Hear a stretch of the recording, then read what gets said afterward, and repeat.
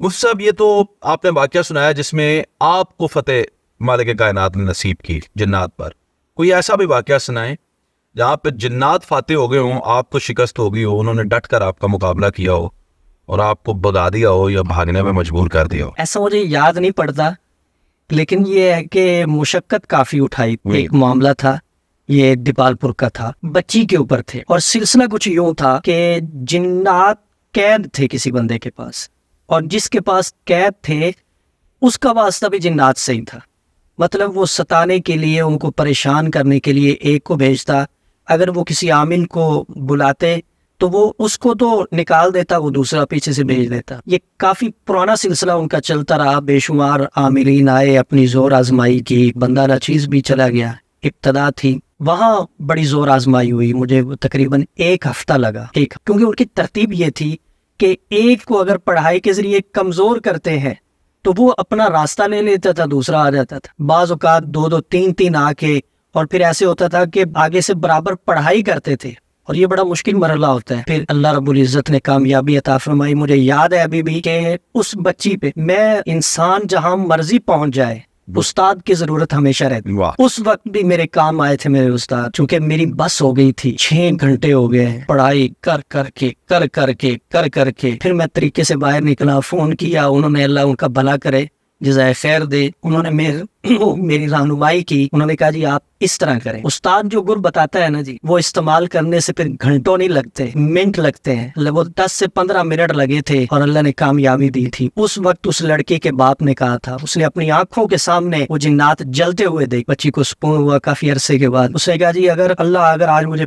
5 لاکھ بھی میری جیب میں ہوتے نا تو میرے آپ کے اوپر سے وار دے. اتنی آپ نے محنت کی ہے. ویسے کتنے تھے اس کے پاس؟ بس وہ جو انہوں نے دیے تقریباً 50,000 دیا. اچھا، ماشاءاللہ. میں جنات پہ مزید تفصیلی گفتگو کروں گا، لیکن پہلے میں اب آپ سے پوچھنا چاہتا ہوں کچھ خواب کے بارے میں.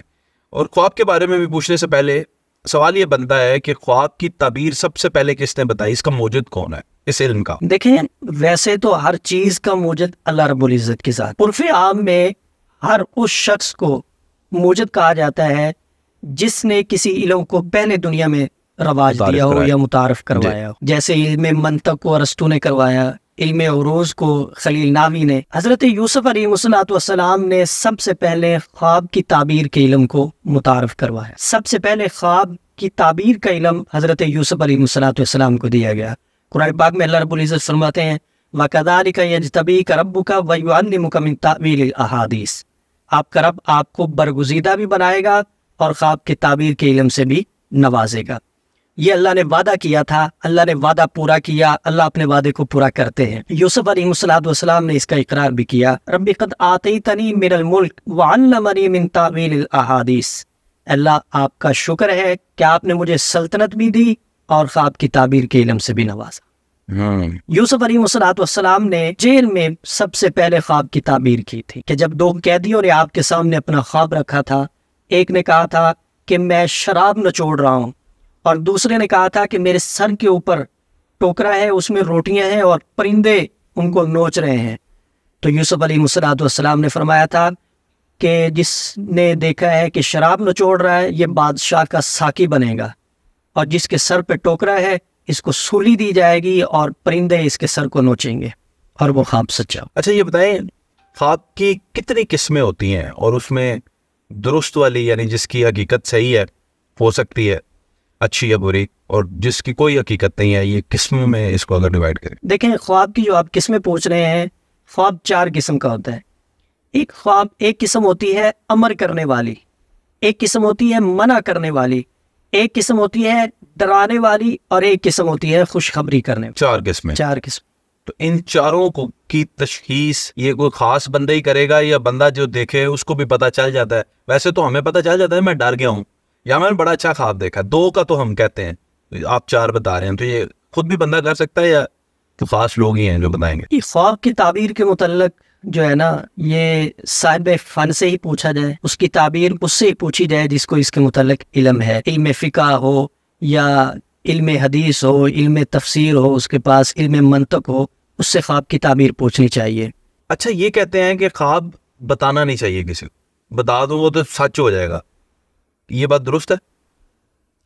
جی، خواب اگر کسی نے دیکھا ہے تو وہ تب تک خواب ہے جب تک اس کو بتا نہ دیا جائے کسی کو، اور وہ اگلا اس کی تعبیر نہ کر دے. جو اس کی تعبیر کر دے گا، جیسی کرے گا ویسی اس کی تعبیر ہو جائے گی. خواب تب تک خواب رہتا ہے جب تک کسی کو بتایا نہ جائے اور آگے سے اس کی تعبیر نہ ہو جائے. کتنے دن تک بندہ ہولڈ کرے؟ بس نہ بتائے، چھپا لے، کبھی بھی نہ بتائے. کوئی ضرورت ہی نہیں. ٹھیک ہے.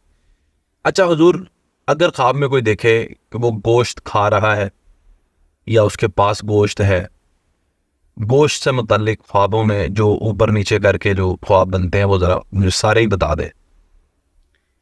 دیکھیں، گوشت کھانے کے متعلق نہ صورتیں ہیں. اگر کوئی بندہ یہ دیکھتا ہے کہ وہ بکری کا گوشت کھا رہا ہے تو جس مقدار میں کھا رہا ہے اس مقدار میں اسے اللہ کی نعمتیں ملیں گی.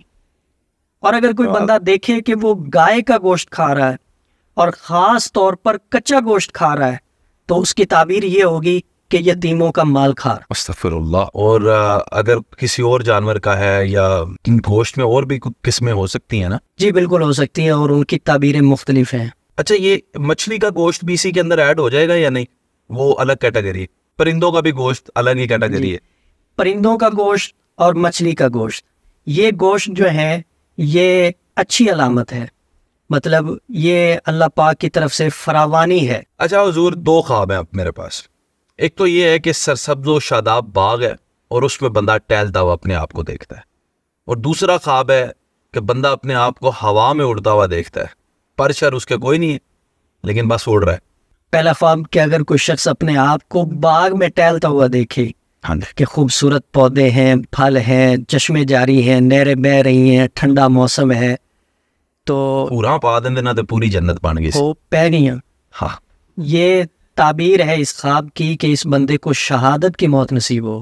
اچھا، کیونکہ ماشاءاللہ. یہ نعمتیں جنت کی نعمتیں ہیں. ارے واہ واہ واہ، مجھ سے بڑا خوبصورت ریلیٹ کیا آپ نے. اچھا، یہ جنت کی نعمتیں ہیں جنت کے نعمتیں، اور وہ شہادت کی موت پائے گا. اچھا، دوسرا اگر وہ ہوا میں خود کھوڑتا ہوا دیکھے. اگر کوئی شخص قبلے کی طرف اڑ رہا ہے اور سفر سے واپس آتا ہے تو وہ اپنے ساتھ بہت سارا سامان لے کر آئے گا، بہت ساری نعمتیں لے کر آئے گا.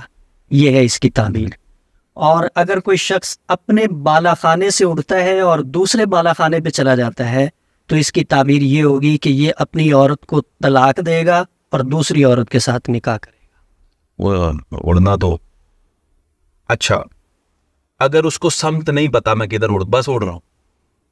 جی، اگر کوئی بندہ اڑ رہا ہے، ٹھیک ہے، واپس نہیں آتا، اگر کوئی شخص اڑ رہا ہے، آسمان پہ چلا گیا ہے، واپس نہیں آیا، تو یہ اس کے لیے خطرے کی علامت. اور اگر چلا گیا ہے، واپس آ گیا ہے، تو پھر یہ ہے کہ یہ بندہ کچھ عرصے کے لیے بیماری میں مبتلا ہوگا، اخیر اسے شفا میں